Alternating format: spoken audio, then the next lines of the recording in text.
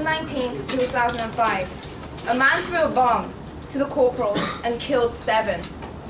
Then approached and shot the lieutenant, and then shot himself. Total 9 soldiers died that evening. This disaster, killing 9 people, happened because this man could not stand all the strict regulations in the army. This is the reality in Korean army. A few years from now, all of the boys in our classroom, except Inho Wonbin, who has U.S. citizenship, will be forced to go to the army. What the question is, do you really want to go? Good morning, ladies and gentlemen. I am the first speaker of the proposition team. Today we're debating whether or not abandoning mandatory conscription is an adequate solution for the current military system in Korea. As a proposition, we will make full effort to enhance the status quo and thus create an efficient military. Before introducing our policy, I'll first define a few key terms. We define abandon as to discontinue with the current policy and define mandatory conscription as a government policy that requires citizens, just male in Korea, to serve in the armed force such as the Army, Navy, Air Force, and the Gendarmerie for a period of 2 years. Moving on to our policy. First, we'll change mandatory conscription to the voluntary military system. Then we will hire career soldiers at the most, paying $2,000 to $7,000, also providing medical insurances and retirement allowances. Then for the soldiers that the military is lacking, we will cover up with the voluntary soldiers by allowing citizens to apply as the temporary soldier for 2 years. The government will provide the citizens who volunteer extra points on important tests, such as the judicial exams, and to those applying for the job. Furthermore, we would allow women to apply for the voluntary soldier. Lastly, we will gradually gather more budgets to draw backing part of the soldiers abroad, reducing the supply of North Korea, which is currently $500 million, and then hire more career soldiers. Ladies and gentlemen, the proposition provides its policy upon the belief of quality, not quantity.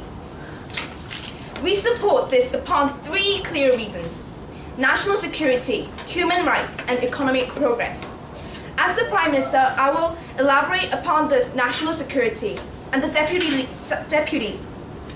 will be elaborating on the human rights, that soldiers will live a better life, and the economic progress, that our policy will make a long-term development.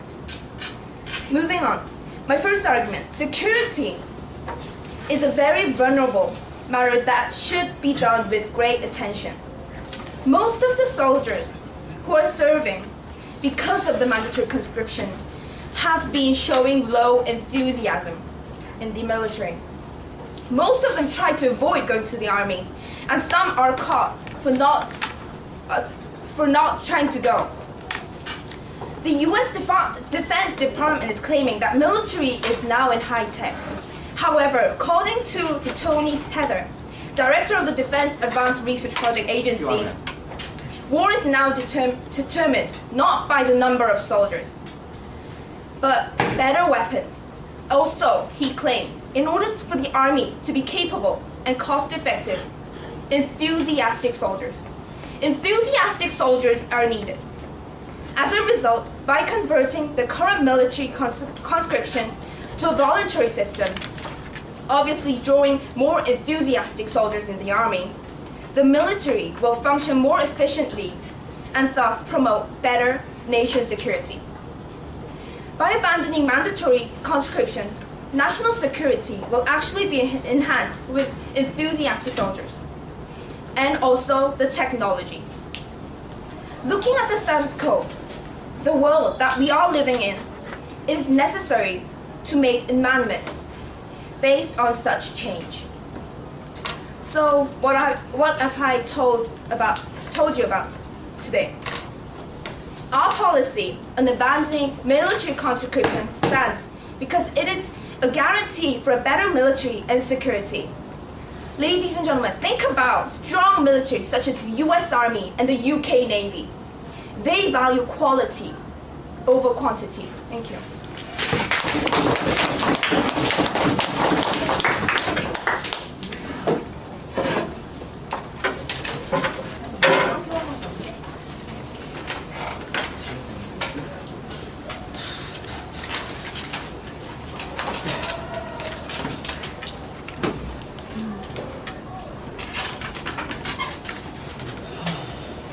Okay, let's welcome now the first speaker for the opposition side. Go, Daewon.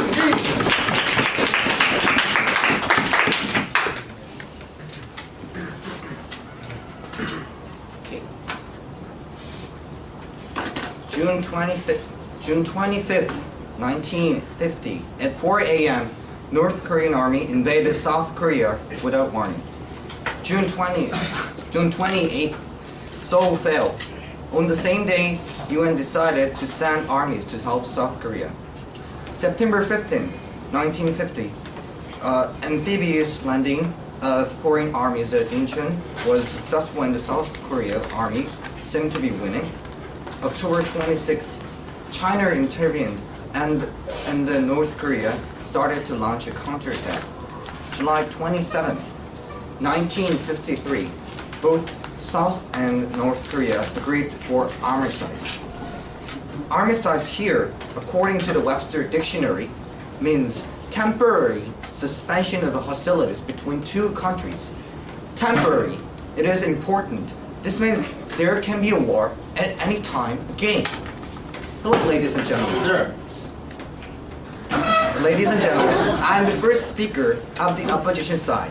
I'm here to explain why the conscription system shouldn't be abandoned.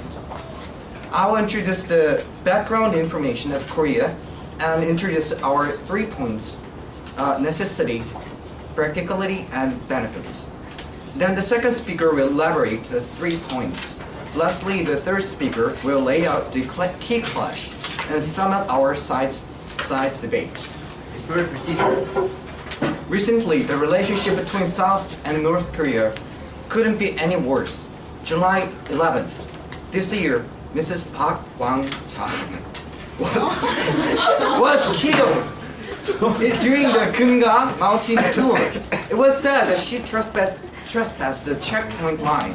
There were a lot of suspicions about the truth, but it is true that her death has a tremendous negative effect on the relationship between South and North Korea. Still now, the Kumgang mountain tour remains suspended.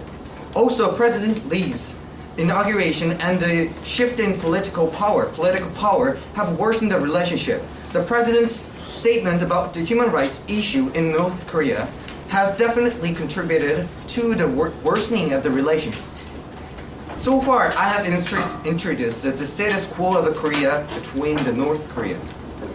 The background information indicates that South Korea certainly needs to be on guard. It needs army. It needs you. However, ladies and gentlemen, if we abandon the mandatory conscription system and go for a recruiting system, the voluntary system, the number of soldiers would surely be decreased. Therefore, we should maintain the status quo of a conscription system. This does not mean that we're being ignorant of the problematic current military system in Korea, which is our side. Added something called the alternative service system to the conscription system. This system preserves the mandatory conscription while adopting Taiwan's alternative systems. The fact that every eligible man should do his military service without exception does not change. However, what does change is the type of service that each man should do. With the alternative service system, the army would maintain the same number of men as any other conscription system. However, the oversupplied labor force in the army can be used for other means besides military service. And this is what we explained about the second speaker, Ari. The people in the alternative system are chosen randomly by a lottery system. The military department gets applications from the military servicemen, and through the lottery, the alternative system servicemen are chosen. Since the alternative system is not physically harsh as the military training, and it needs some incentive to keep people from thinking that it is an easy way out, the alternative system duration is about 33 months, while the original military service training is 22 months. Now, I will open the issues of necessity, practically, and benefit. I will just introduce it, and Aaron will elaborate it more deeply. In terms of necessity, I've already talked why the conscription is needed. It is because the number of militia wouldn't be enough without conscription. Then practically, our policy costs less than the recruiting system, which costs a lot. I mean, we found the article in the 조선일보, and it said that it costs about $20,000 per man in a year to employ a militia in terms of recruiting system. Soldiers, sorry. Okay. Then, lastly, in terms of benefit, the government would, besides, it would be more effective. You guys know the term 삽질? It says it refers to the digging out the land without no reason and covering it up again for no reason. I mean, it's using the excess labor force for nothing. Okay, in terms of benefit, lastly, the government will be able to use the military force more effectively, and that's what I said. For example, we can see from the 삽질. Our next speaker, Aaron, will elaborate on these points. Thank you for listening. Wait. Sorry, the last thing. If you can save the goals in this classroom if you go to military. If you don't know. Thanks.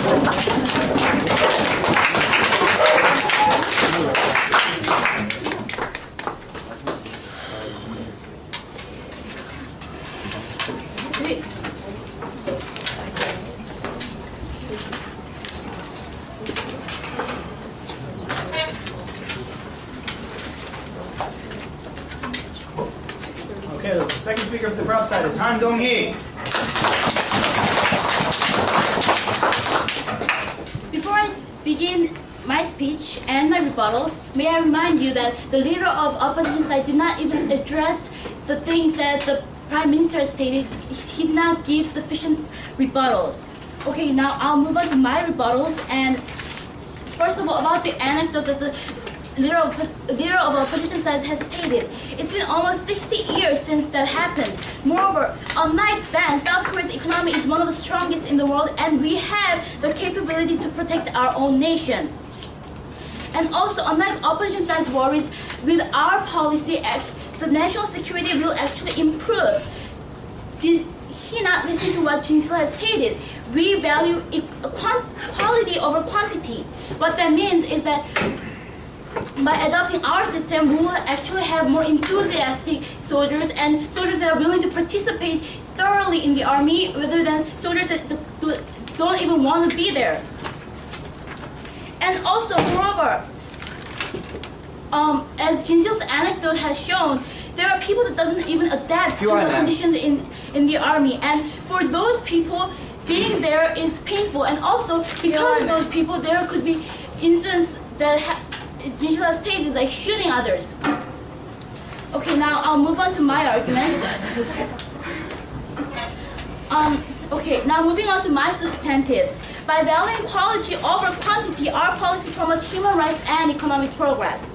Talking about human rights, with this volunteer military system, no, people can decide on their own whether to go to the army or not. In other words, while the freedom of choice has been neglected through all this time, with our policy, those freedom to choose will actually be guaranteed. Moreover, Korea currently allows no individuals to be excluded from the process of conscription unless an individual is seriously disabled. As a result, soldiers' human rights are deprived mainly in two ways: religion and gender equality. When people were drafted to the army because of mandatory conscription, religious or personal beliefs are severely ignored. Considering the democratic society that we live in, such actions completely disregard the human rights of soldiers. Above all the other human rights issues, the religious and gender rights are the ones often discussed. Religious rights are a serious matter around the world, and for that, Korea has been a main target to international criticism for its inflexibility of allowing alternative services, as it is not allowing any right now. However, when the system changes from mandatory to voluntary, people with unique religion can protect their own rights by choosing not to go to the army. Now, talking about gender equality, some people claim that, okay? Well, you state that you would use a volunteer system. However, how would you guarantee the sufficient number of soldiers? We will provide certain incentives such as better military conditions or better wage as to actually make people want to go to the army. QI map. Rejected. And now talking about gender equality, some people claim that men are not guaranteed their rights because they are the only subject to conscription and when women are not. However, our policy actually makes the choice for both men and women to enroll in the army, not a mandatory factor. Moreover, by also providing the chance for women to serve active roles in the military, we put both men and women on the same starting line and provide equal opportunity for everyone. Moving on to the next incentive, our policy brings economic efficiency to the society. Under current system, everyone has to go to the army regardless of their interest or their talent. However, such military draft has been proven to be very harmful to the economic progress, especially in OECD nations. Through a research conducted by the University of Vienna, mandatory conscription, considering its volume and duration, shows a significantly negative impact on the economy. Professor Pulevara in the University of Helsinki claims in the report that military draft, largely ignoring the draftees' productivity differences and comparative advantages, conscription involves an inefficient match between people and jobs, and thus an avoidable output loss is created.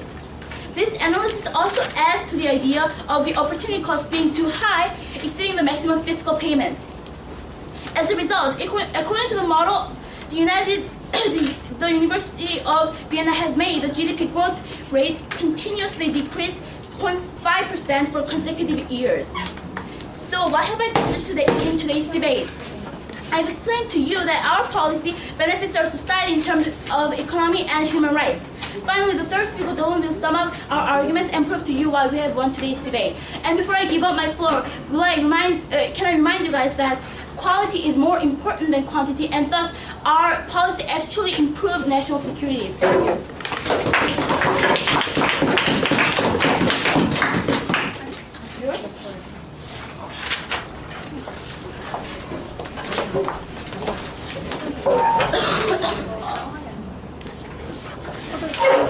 After the next speech, we'll have 2 floor speeches. Think about what you might say. If I call on you, just speak for either side. Let's welcome now the second speaker for the offside, Choi Ha-rin. Attention troops. This is Agent 11017 Irene Choi, about to make her speech. Hello, ladies and gentlemen. As the first speaker, Yongjin, has elaborated and introduced, our policy is to maintain the status quo of mandatory conscription while adopting the alternative service system. Moving on, ladies and gentlemen. As the second speaker, I will first rebut on some of the points made by the prop sides in terms of practicality, necessity, and benefits. So the first prop team said, we need quality, not quantity. But actually, this exactly is our point, because we want the current system to reduce the number of soldiers and enhance quality, as I will elaborate this on my later debates. And second, they discussed about the enthusiasm, and they mentioned about voluntary system, but there is no guarantee that the sufficient number of people would actually apply for it, and how are you going to solve this problem? So moving on to my arguments and policy. No thanks. So first, the practicality. The prop team has argued that we should adopt a recruiting system while abandoning the current mandatory conscription system. However, ladies and gentlemen, this so-called voluntary system lacks practicality because if we adopt this recruiting system, the government has to burden $10 billion per year. That's 10 and 1, 2, 3, 4, blah, blah, blah, that's 9 zeros. And that is a lot of money. And instead, maintaining our status quo. Ow. No. Maintaining our current system would only cost about $2 billion. And I'll move on to. No, thank you. I'll move on to more. And our policy is practical since we can apply this right away, and we can apply this to the society. Our alternative service system is practical since they contribute to the society. Among the jobs available to those who choose to apply for an alternative services are the following: working in weather stations, protecting reservoirs, assisting ambassadors, fighting fires, promoting tourism, training athletes, and such and that. And to the necessity problems. ma'am. No, thank you. Any country needs a military, and this is really true. And especially in Korea, we are at war, ladies and gentlemen, and we are at war, and it is necessary to maintain the mandatory conscription. And we are not saying here, your honorable judges, to force people to serve without hearing their opinions. Our policy actually lets men apply their personal opinions. This is reflected in the mandatory service in the form of alternative services, and the men get a chance to make a choice of military service or alternative service. Ma'am. Okay. You've mentioned that our team policy doesn't have any practicality because there is no evidence that men will choose to go. Then what is the, do you have any evidence that the men will choose to go to the army rather than the alternative system? I will explain later. And our policy is necessary in terms of equality. Any country needs a military, of course, and therefore mandatory conscription is necessary. However, the status quo shows that the supply of the soldier in Korea way exceeds the needs of the soldiers in Korea. The actual numbers needed to maintain to the military is limited to 700,000 people, but we only need 400,000 to 450,000 people. To run the security of this country effective, we need to reduce this number. But how? How do we reduce this number effective and without violating equality? That's why our policy uses the lottery system, as Yoongjin has elaborated earlier. And Point of information. Oh. And Taiwan shows a great success in 2000 that 1966 applied for 5,000 positions. Then I'll move on to my last point, benefits. Our policy is beneficial that it is a win-win policy. It is win-win policy because it first enhances the local economies, and second, it makes the army work in a more efficient way. The policy gives a chance to those who do not want to participate in the army. It does not drag unwilling people off to the military. With the introduction of the civilian service, citizens who cite religious reasons for refusing to do compulsory military service will no longer face imprisonment. And following proof of membership in the church or religious organization that prohibits its members to serve in the military can now take a civilian service assignment. And there is a benefit in a policy ensuring the rights of the people who serve in the military. And that's basically all of my speech, and Gina will finally summarize the whole debate, and thank you.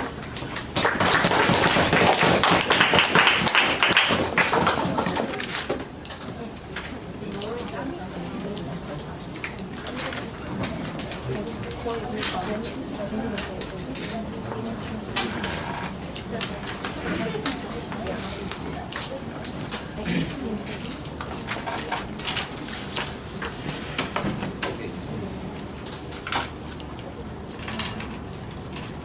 I'll give the opportunity to two of you guys to make some points. Do we have any volunteers first of all?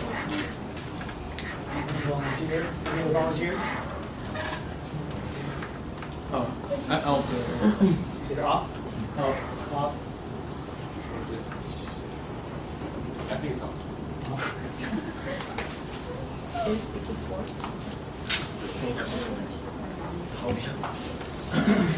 I think we're going to hear from Dude here. You can be prop. And hey, Gene, I'll let you go.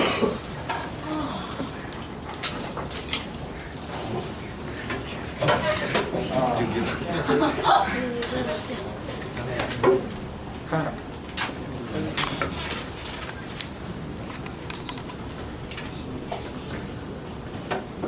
don't know what to say. It makes me so nervous.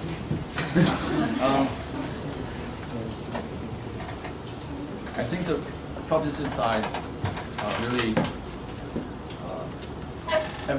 really emphasized the model that was to think about quality, not quantity,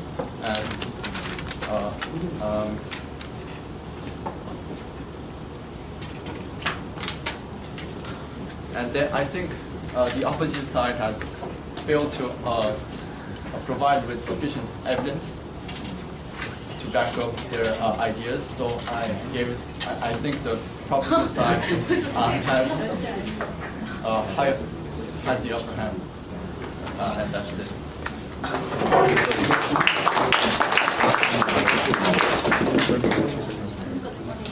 Speaker? I thought the proposition seemed broad with 2 points of quality, not quantity. However, the opposition can got it well to this point by saying that with the alternative to put these young men into other areas in the society that needs help, this problem, the horrendous picture the proposition team drew of this military can be lessened. And to the POI that Junsu mentioned, these people will choose military such as marrying, which is actually very highly competitive in the status quo, and where a lot of young men are very eager to train hard to protect their own country, and a lot of people are actually trying to join this marine. And about the point of proposition you brought up about the extra job points these men will get if they go to the military, I am sure this will bring a lot of controversy in the society of whether the fairness of women and men in the job careers, and these extra points can determine whether they get the jobs or not. So yes. Thank you. Thank you both for speaking. Very good. Okay.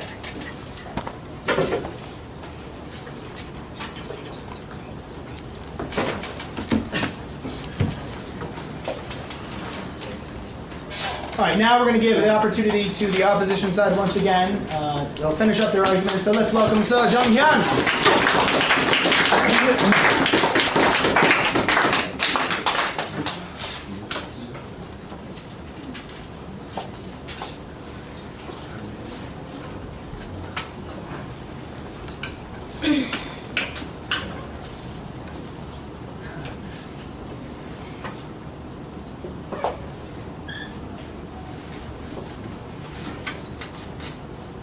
Armistice. What is armistice? Do you know what armistice is?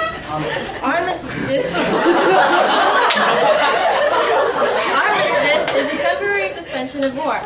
Now hold that thought. Good afternoon, ladies and gentlemen. I am the last speaker of the opposition side.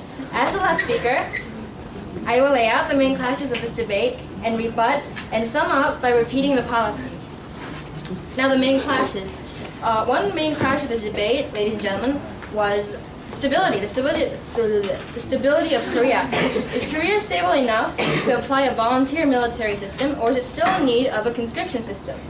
Our side concluded that Korea is still in need of mandatory conscription. Ladies and gentlemen, what was the evidence the proposition provided? Where was the evidence that Korea was stable enough to adopt a volunteer system? Ladies and gentlemen, please let's not overlook the fact that we are under armistice. Now, do you understand why I was so spastic over armistice at the beginning? Besides the fact that we are under armistice, Proceed, ma'am. no thank you. There's also the fact that our relationship with North Korea is unstable. In fact, stability changes every time there is a shift in South Korean politics. For example, during Kim's and Roh's presidency, we were on good terms with North Korea. However, as South Korea's dominant party shifted and President Lee was inaugurated, the relationship suddenly worsened. Can the proposition say that we are on stable terms with the North? Even though it was an essential part of this debate, the proposition avoided the subject because it was disadvantage of their point. We are the only divided country in the entire world, ladies and gentlemen. We need mandatory conscription. Now, ladies and gentlemen. Proceed, ma'am. Yes. How could you possibly guarantee the efficiency of mandatory conscription in this vulnerable situation where South Korea and North Korea is still at war? Don't you believe that you need a better and more efficient and more specialized army? That's our point, sir. See, you apparently did not listen to our alternative system policy. I will be explaining it. I was just going to explain it right now, actually. Now, ladies and gentlemen, do you remember our policy? Our policy, ladies and gentlemen, our policy was to preserve the status quo of a mandatory conscription, but to also adopt the alternative service system. In this system, basically all men of age are required to serve, no thank you, just as any other conscription system. However, in order to solve the current problem of oversupply in soldiers, as Mr. Kim has pointed out, the alternative system provides alternative jobs for wasted labor in the current system. Another point that I have to raise is, let's say that for a tiny crazy moment, we were to adopt the proposition's policy in Korea. How would the volunteer system guarantee a sufficient number of soldiers needed in the army? Emotions of discontent are high as it is. Would there be enough volunteers? The proposition did not stress this point. Now, I'm going to move on to my rebuttals, and the first speaker, Jin Chil, said that the prop was asserting quality over quantity, and we agree with this point. New technology requires a modernized army, and we were asserting the same point. By using the wasted labor in other alternative services and training a small amount of soldiers, the efficiency would increase. Anyway, the first speaker also used the UK and US as examples. However, these countries aren't divided, are they? These weren't appropriate examples. Also, as incentives, the proposition asserted the point system. However, in December 1999, the women and disabled filed a legal suit against this point system. The Constitutional Court ruled that the point was disadvantageous to these people, and it raises a lot of social issues, so it is not the right path to take. Okay. Also, ladies and gentlemen, a volunteer system would not provide a sufficient military force. Ladies and gentlemen, do you see what we are proposing? We are proposing the ultimate plan that includes all the advantages of the proposition's policy, but at the same time, it is actually better than the proposition system. Our policy is more practical, necessary, and beneficial to all. Ladies and gentlemen, this policy is too perfect, which is why it is your job to vote for this side of the House. Ladies and gentlemen, please remember the opposition. Thank you.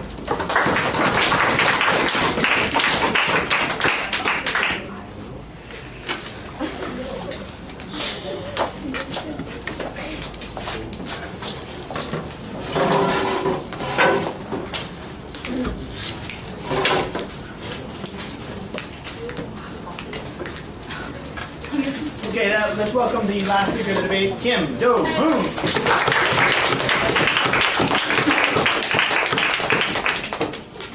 Once again, ladies and gentlemen, quality, not quantity. As the last speaker of today's debate, I would like to rebut some of the preposterous arguments made by the opposition side and then move on to the clashes. Now moving right on to the rebuttals, I will be rebutting mainly three parts: the status quo, the military, and the misconception that the opposition side has made throughout the debate. Now moving on to my first rebuttal regarding the status quo. The proposition is fully aware of the fact that we are still at war. However, the opposition side was continuously mentioning and continuously trying to make a horrendous picture out of it. However, because we are acknowledging that the status quo is very ill, and in this high-tech era, we are asking for a better and more specialized army. Ladies and gentlemen, I would like to ask you one question. Is it better to have a lot of soldiers that are not fully trained, or good quality and very specialized soldiers who are well trained and who are willing to fight? That is the question. That is the question that the opposition side has continuously tried to avoid. Now moving on to the second rebuttal regarding the military. Yes, we acknowledge the fact that it requires a lot of money. However, just because of money, are we saying that we shouldn't guarantee the human rights of these soldiers? No, ladies and gentlemen. According to Donghwa Daily, which was a few days ago, 70% of these career soldiers do not have their house of their own. Ladies and gentlemen, their human rights, or their basic human rights of living in their own shelter is not even guaranteed. What kind of passion would they have to solve in the military and help this nation of Korea to fight against this vulnerable situation, fighting against North Korea? And also, I would like to ask opposition one question. The alternative that the opposition side has mentioned is already being worked in the status quo. And second, making these people act as a firefighter or a reservoir keeper or working in a weather condition center, what does that have to do with national security? There's one premise that both sides are agreeing on today's debate, that national security is important. However, what the opposition side is doing is that they're just looking at the short term, ignoring the national security that we should be persevering. Moving on to my last rebuttal considering all the misconception. People are thinking that our policy is unfair, but however, we actually included women to actually enroll for the military and thus made it level for both male and female in the field incentives. And also, alternative plans. If you are allowing all the people to go to other fields, not in the military, who would be enrolling in the military? Think about it, ladies and gentlemen. If you had two choices, whether to act as a safeguard of the reservoir or live in the army with a disrespectful life, what would you choose? Yes, ma'am. Our alternative system. The alternative system is. Hold on. Our alternative system requires the soldier to work 33 months, which is 11 more months than just military service. Yes, ma'am. However, ladies and gentlemen, what matters is the human rights, not the hour of time. People are willing to go through an easier life than a harder life, which is the reason why the opposition's alternative does not stand. You're out of order. Now, ladies and gentlemen, this debate boils down to one critical aspect, which is security. The opposition side was mentioning that there will be lack of soldiers when we abandon this mandatory system. However, we have rebutted successfully with the concept of high-tech technology, and in this era, what matters more is high-tech weapon, not the quantity of army. And also, we have successfully rebutted that the lottery system is unnecessary because first, it is being conducted right now, and second, it is not efficient enough. And that's still going into the status quo. Talking about the status quo, the opposition side has made a misconception about the volunteer system that we are having. We are going to reduce this volunteer system as time goes on, and then later change it to the whole career soldier system. And that is why we take this class, and this is the reason why we take this class to home. Now, before we end this debate, what have we seen in today's debate? We have seen our opposition satisfied with this catastrophic situation and not making any changes. However, we saw a proposition who acknowledged the problem and making a full effort to change. So, ladies and gentlemen, if you're truly concerned about the military system in Korea, please support the proposition. Thank you.